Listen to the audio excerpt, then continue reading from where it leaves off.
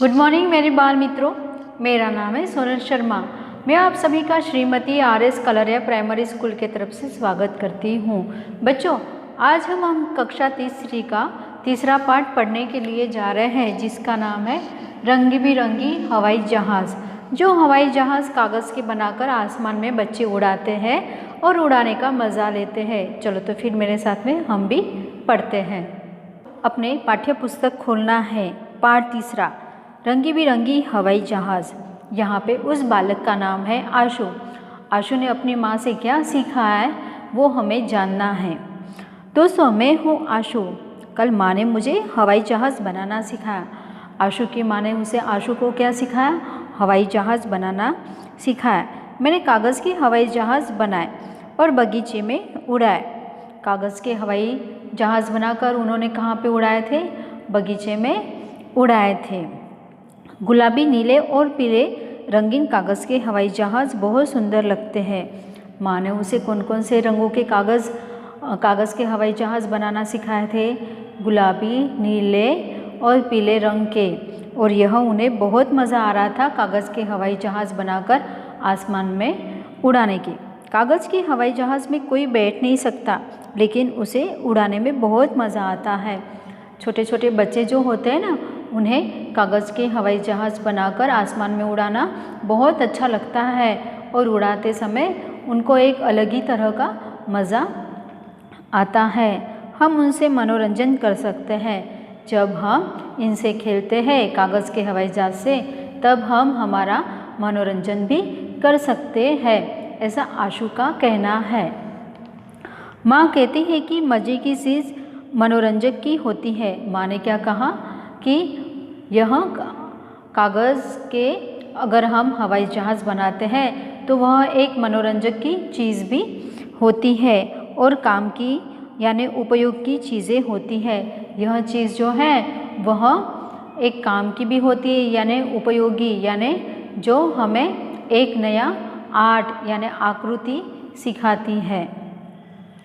लेकिन मनोरंजन में भी कुछ न कुछ उपयोगी होता है। जब हम मनोरंजन के लिए कुछ न कुछ नई चीज़ें बनाते हैं तो वह हमारे जीवन के अंदर हमें कहीं न कहीं उपयोगी होती है, ऐसा आशु का कहना है। और आशु को किसने कहा है? उनकी माँ ने कहा है। कागज़ के हवाई जहाज़ से जब हम खेलते हैं तब वह मनोरंजक होता है। जब हम कागज़ के हवाई जहाज़ बनाकर खेलते हैं तो उससे क्या होता है? हमारा मनोरंजन होता है। और जब हम बनाते हैं तब वह एक कला, एक कृति होती है, ऐसा कहना है। लेकिन उसे बनाते समय हम कुछ सीखते हैं, इसीलिए वह उपयोगी भी है। इसीलिए आशु ने कहा है, जब हम उसे पूरे ध्यान से बनाते हैं, चाव से बनाते हैं, रुचि से बनाते हैं, तब वह हमारे लिए एक उपयोगी वस्तु बन जाता है। ठीक है ना बच्चों? ऐसा आशु का कहना है कि ऐसी बात होनी चाहिए ना। तो चलो रंगी बिरंगी हवाई जहाज़ बनाते हैं। वह अपने मित्रों के साथ में यह बातचीत करते हैं। फिर वह अपने मित्रों को भी बोलते हैं कि चलो मेरे पास में बहुत सारे ढेर सारे रंगीन कागज़ है, मैं यह रंगीन कागज़ लेकर तो चलो हम भी बगीचे में जाते हैं और सब मिलकर हम रंगी बिरंगी हवाई जहाज़ बनाते हैं और सब मिलकर हम आसमान में उड़ाने का मज़ा लेंगे। बच्चों, आपको भी इसी तरह से रंगी बिरंगी कागज़ के हवाई जहाज़ बनाना है और अपने दोस्तों के साथ में मिलकर बगीचे में या फिर खुले मैदान में जाकर आसमान में हवाई जहाज़ उड़ाने का मज़ा लेना है। अब बच्चों, हम पाठ में आए कठिन शब्द देख लेते हैं। एक, दोस्त यानी मित्र, फ्रेंड। कागज़ यानी पेपर, जो हमारे नोटबुक में कागज़ होते हैं, रंगीन कलर के कागज़ होते हैं, वो जो पेड़ में से बनाए जाते हैं कागज़ का हमें सही उपयोग करना चाहिए, कभी भी हमें उसे वेस्ट नहीं करना चाहिए। फिर रंगीन यानी रंगी बिरंगी कलर के यानी अलग अलग रंगों के, कलरफुल जिसे कहा जाता है। माँ यानी माता को कहा गया है। चीज़ यानी कोई वस्तु को चीज़ कहा गया है, जैसे टेबल, कुर्सी, फिर चौक, डस्टर, पेन, पेंसिल। उपयोगी यानी काम की चीज़ें, जैसे हमारी नोटबुक और पेंसिल, यह हमारे काम की चीज़ें हैं, ऐसा हम मानते हैं। समय, सुबह का समय, शाम का समय, घड़ी के अंदर समय बताते हैं, उसे कहते हैं समय। जहाज़, जहाज़ जो है वह दो तरह के जहाज़ होते हैं, एक हवाई जहाज़ और दूसरा पानी में चलने वाला जहाज़। हम यहाँ पे कौन सा पार्ट सीख रहे हैं? हवाई जहाज़।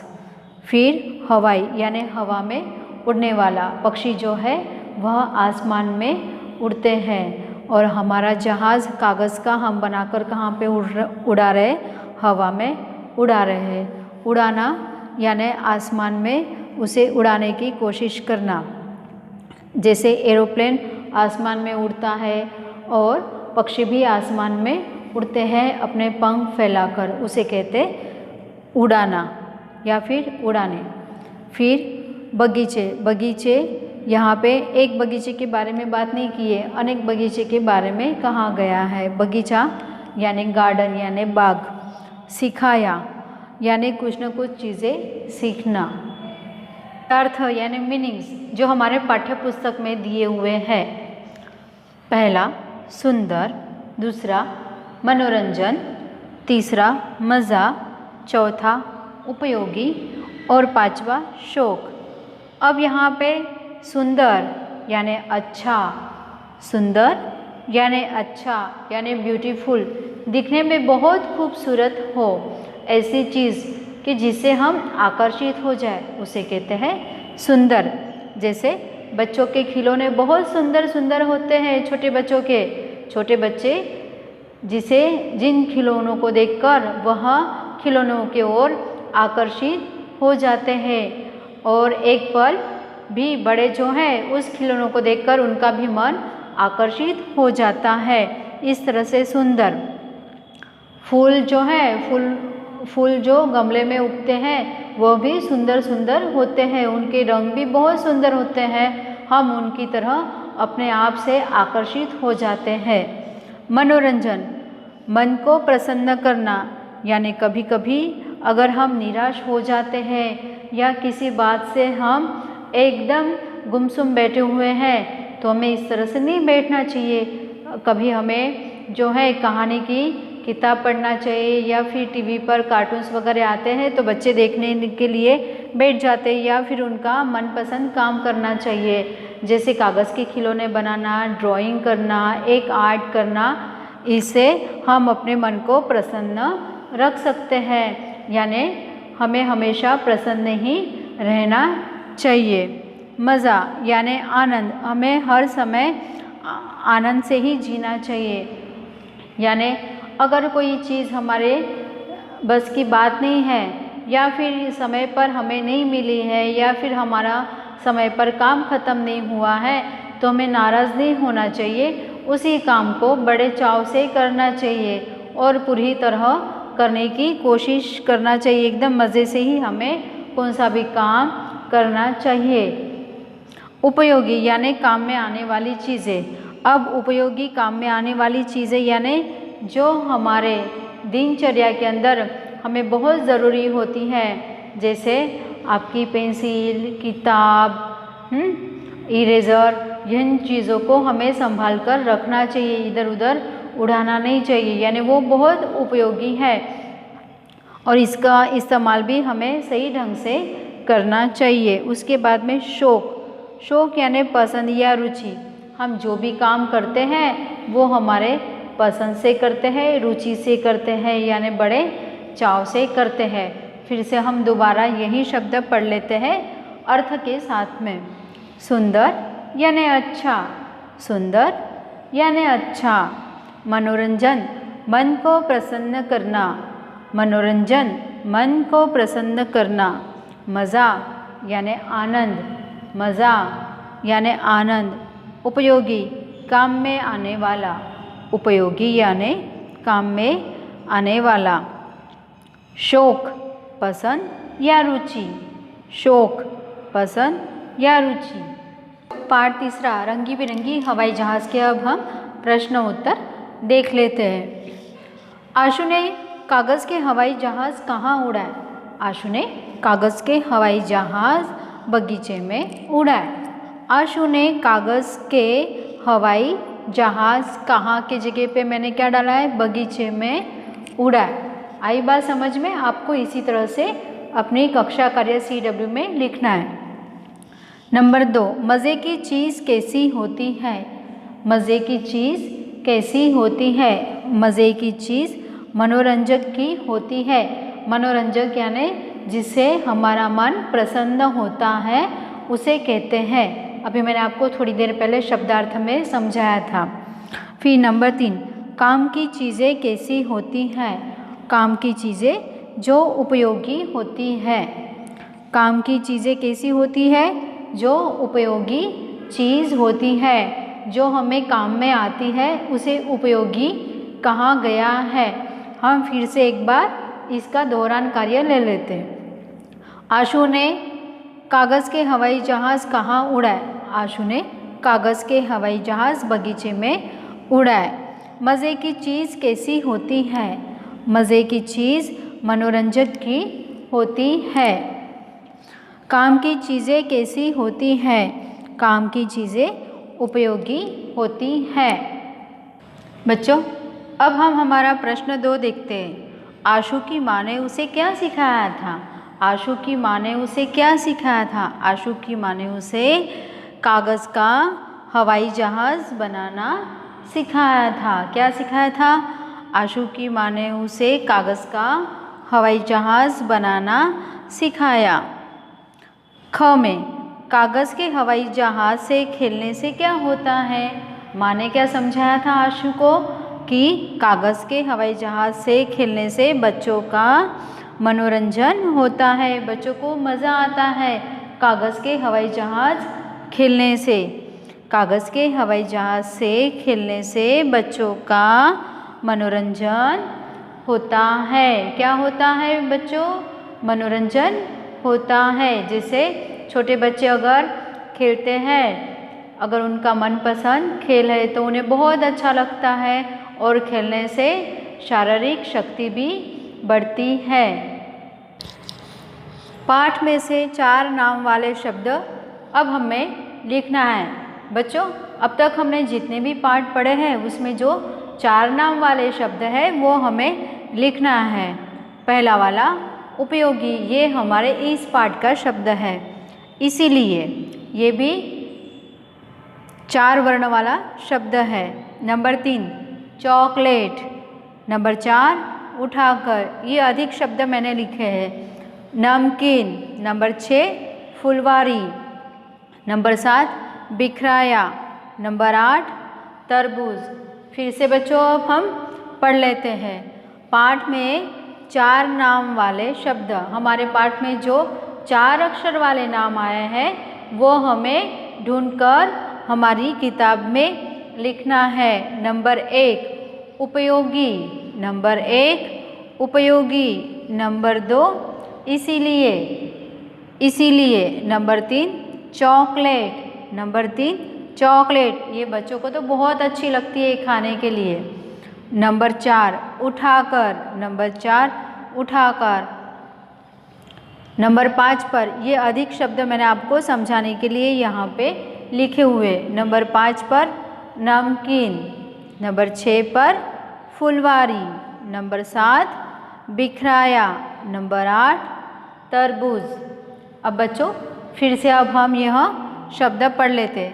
उपयोगी, इसीलिए, चॉकलेट, उठाकर, नमकीन, फुलवारी, बिखराया, तरबूज। हंसते गाते अगला प्रश्न है, आपने इनमें से किसकी सवारी की है और कहाँ? तो सही निशान अथवा गलत निशान लगाकर उस जगह में हमें लिखना है। अब हमारे पाठ्य पुस्तक के अंदर ये नाम दिए हुए जो मैं पढ़ रही हूँ, रेलगाड़ी, हवाई जहाज़, घोड़ा, ऊँट, हाथी, तांगा, रिक्शा, ये टोटल 7 नाम हैं। इनके अंदर हमें इस प्रश्न के अंदर ऐसा बोला गया है, अगर हमने इनमें से किसी भी वाहन के अंदर हमने अगर सवारी की है तो वहाँ पे हमें सही का निशान लगाना है। रेलगाड़ी, अब रेलगाड़ी के अंदर तो सभी बैठे होंगे, सबने कहीं ना कहीं घूमने के लिए गए हैं, तो यहाँ पे हमें सही का चिन्ह लगाना है। मैं भी रेलगाड़ी में घूमने के लिए गई थी। हवाई जहाज़, हवाई जहाज़ यानी जो एरोप्लेन जिसे कहते हैं, हम अभी कागज़ के हवाई जहाज़ की अभी तक बात कर रहे थे। अब यहाँ पे हवाई जहाज़ यानी एरोप्लेन में बैठकर एक जगह से दूसरी जगह पर जाना, जैसे राजकोट से नागपुर जाना, फिर हमारे देश में से अगर हमें दूसरे देश में जाना है तो यहाँ एरोप्लेन का यानी जिसे हिंदी में विमान भी कहते हैं उसका उपयोग करके हम जा सकते, जिसे हवाई जहाज़ भी कहा जा सकता है। फिर घोड़ा, घोड़ा जो है यह हमें समंदर के किनारे देखने के लिए मिलता है। जहाँ हम घूमने के लिए वगैरह जाते हैं तो वहाँ पे घुड़सवारी करने के लिए हम बैठते हैं और अच्छी तरह से हम घूमने के लिए चक्कर लगाकर आ भी जाते हैं। तो इसमें भी आप बैठे होंगे, इसलिए मैंने यहाँ पे सही का निशान किया हुआ है। उसके बाद ऊँट, ऊँट के ऊपर भी सवारी की जाती है। ऊँट अक्सर जो है वह रेगिस्तान में पाए जाते हैं, परंतु समंदर के किनारे पर भी ऊँट जो है वह हमें दिखाई देती है और वहाँ पे वो जो लोग जो है हमें सवारी भी करवाते हैं और हम भी सवारी करने के लिए ऊँट के ऊपर बैठते हैं। किनमें? घोड़ा, ऊँट और हाथी पर भी। हाथी जो है आप सबने सर्कस में वगैरह देखा होगा, पर हाथी जो है इसके ऊपर भी सवारी की जाती है। उसके बाद में तांगा, तांगा तो ये बच्चों आपने देखा ही नहीं होगा, सिर्फ पिक्चर में देखा होगा या फिर हमारी पाठ्य पुस्तक के चित्र में, परंतु जब हम छोटे थे, जैसे आज के ज़माने में रिक्शा है, वाहन है, उसमें आप स्कूल में आते हैं, तो उसी तरह से जब हम छोटे थे तब हम घोड़ा यानी ये तांगा जो है यह घोड़े से चलता है, तो हम तांगे में बैठकर स्कूल में जाते थे। इसलिए मैं इसमें बैठी हूँ, इसलिए मैंने यहाँ पे सही का निशान लगाया हुआ है। रिक्शा, रिक्शा यानी जो हम एक स्थान से दूसरे स्थान पर यानी एक चौक से दूसरे चौक में जाने के लिए रिक्शा का इस्तेमाल करते हैं, वो है रिक्शा।